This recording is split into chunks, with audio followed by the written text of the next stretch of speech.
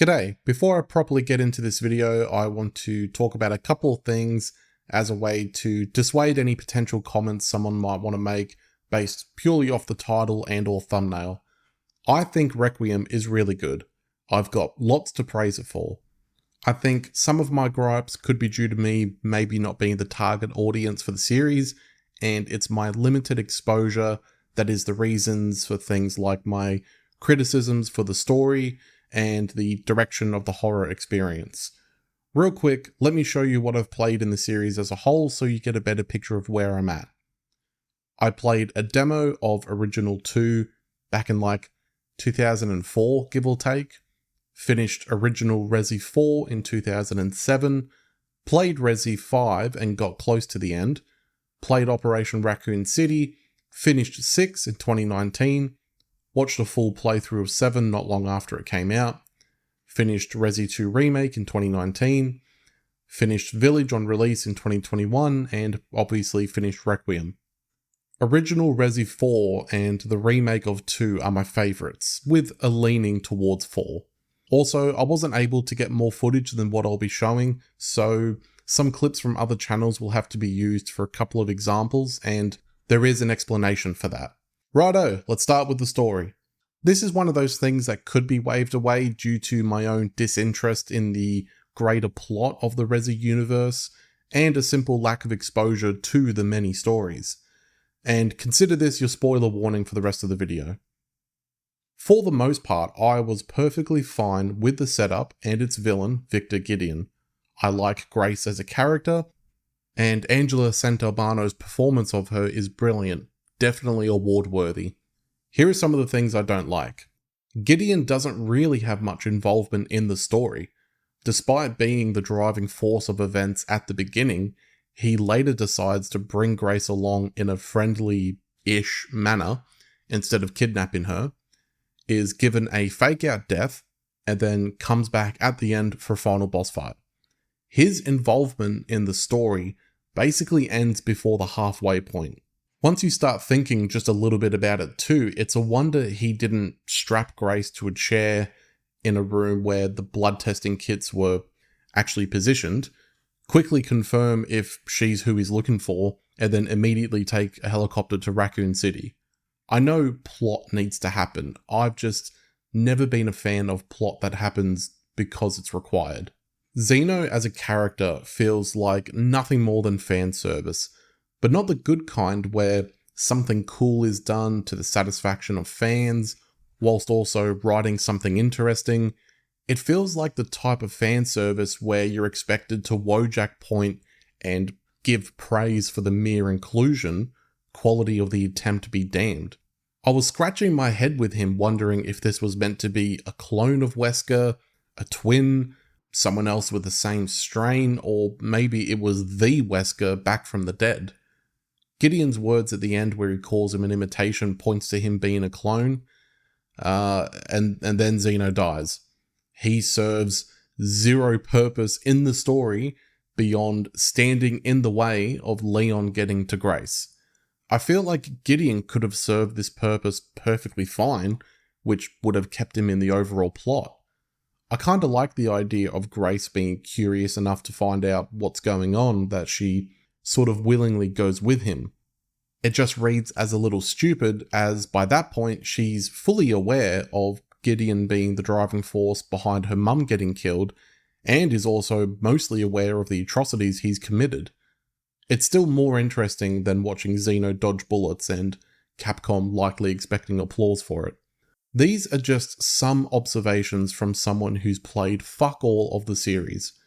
I have seen mentions of retcons and other plot holes, but that's for people more knowledgeable than me to get into. Final thing for the story is the choice at the end. Because it gave me a choice, I paused for a second and considered it. I was feeling at the time that the virus was actually a cure, but when the choice was presented, it had me thinking, are there going to be other complications?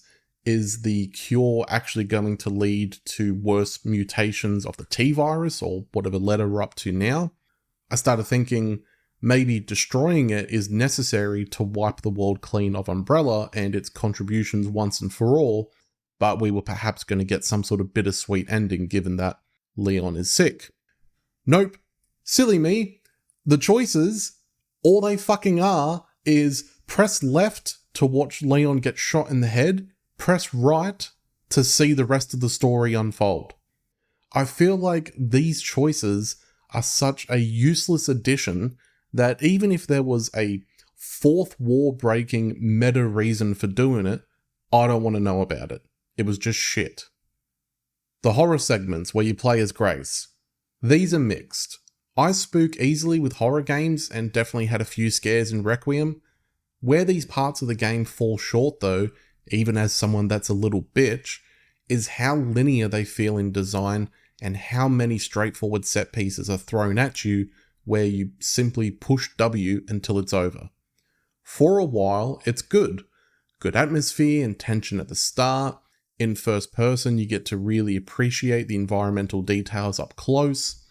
Then the game peaks when you're exploring the hospital as Grace, as you have some roaming enemies and routes that loop back with shortcuts. Despite it being fun, I was never on my toes like I was with Mr. X and Resi 2. It just seems way easier to get to safety on even the hardest available difficulty. A lot of the scripted chase sequences and set pieces feel so telegraphed and simple that you could almost point to the part on the floor where a script is going to activate. And I'm fine with scripted sequences and set pieces. They can offer some creative and memorable moments for any video game. It's just that with Requiem, they feel so frequent and samey that it all sort of blurs together. To get into some more, I have to cover my thoughts on Leon's sections, so let me just end this part about Grace with the bulldozer moment. The game cannot be more clear that something is going to happen. It's all telegraphed, and there's even a note about construction being booked. So the bulldozer comes in, you're pushed to the back of the area, and it's a panic, right? Oh my god, I'm gonna get crushed, what am I supposed to... Oh. 2 bullets, and then just wait. I do think part of my inability to feel engaged with some of these is due to the fact I've played over 1,300 games in my life so far. Patterns are naturally going to show themselves, so I hesitate to fully blame the game for what I think is just overexposure to many other similar things. I don't think every dev team should be required to only make the most unique thing imaginable. Alright, moving on. Initially, I was a fan of the swapping between characters. With Leon, you're immediately given this power fantasy to wreck the shit out of zombies, and it worked for me. It's short, so you don't get bored, and it also leaves you craving a little bit more. Especially when you're coming through the hospital and get to fuck up all the zombies you ran from as Grace. When you get to Raccoon City and the game switches into Leon having the majority of the focus, I was still keen because the gameplay is enjoyable. Probably 3/4 into the area is where I was sort of growing tired of it. There is next to no enemy variety in this game, and that's one issue, but like the Grace set pieces not being that great, Leon suffers from the same thing. You don't get anywhere near the kind of scenarios original Resi 4 gave you.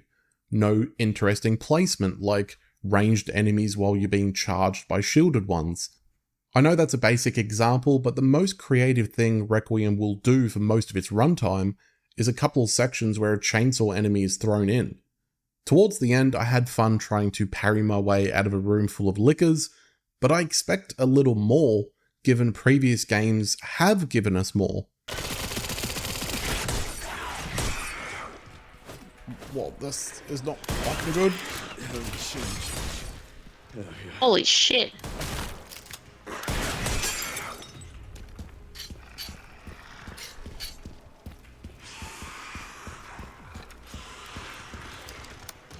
Iframes, iframes. Oh my god. Oh my fucking god. Resi 4 gives you more enemy variety and more interesting set pieces, like defending the house with Lewis. Something that sticks with me for OG Resi 4 is when I made the choice to not buy any upgrades or supplies or anything because I had saved my money for an RPG. I held onto it for a while, and when I eventually got to an El Gigante fight, where my brother had to tough it out with regular weapons, I was able to just one-shot him. Requiem, at times, feels rather safe and simple, which is strange because the game is filled with some absolute goodies. Skirts and coats will have holes punched into them when shot. Leon holds the exact number of bullets when reloading the rifle.